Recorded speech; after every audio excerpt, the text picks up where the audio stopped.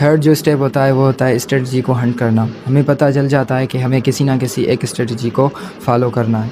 तो उस टाइम हमें जो सोशल मीडिया पर चीज़ें मौजूद होती थी वो क्या होती थी, प्राइस एक्शन, एसएमसी, आईसीटी, ठीक है। तो प्राइस एक्शन में हमने जो स्टार्टिंग में हम सीखते थे वो स्ट्रेटजी क्या होती थी, breakout, retest, support, resistance, basic ये चीज़ें। उसके बाद SMC, order blocks, fair value gaps, ये चीज़ें। आईसीटी में लिक्विडिटी वगैरह।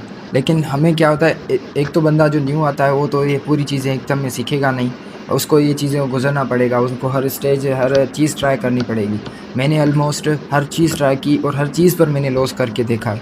तो मुझे अल्हम्दुलिल्लाह इतना एक्सपीरियंस है कि मुझे पता है कि कौन सी चीज़ वर्क करती है या नहीं करती। लेकिन डार्क रियलिटी ये है कि हर चीज़ वर्क करती है।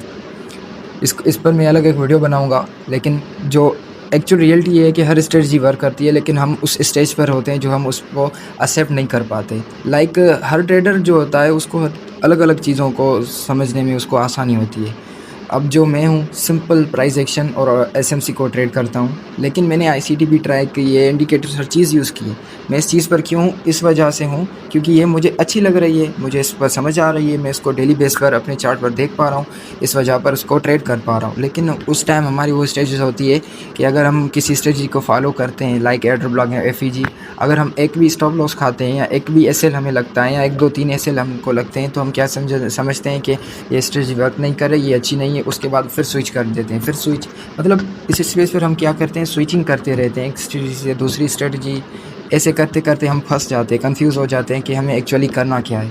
फिर भी मैं बता रहा हूँ ये क्या एक स्टेजेस है, ये भी हमें इससे भी गुजरना होता है।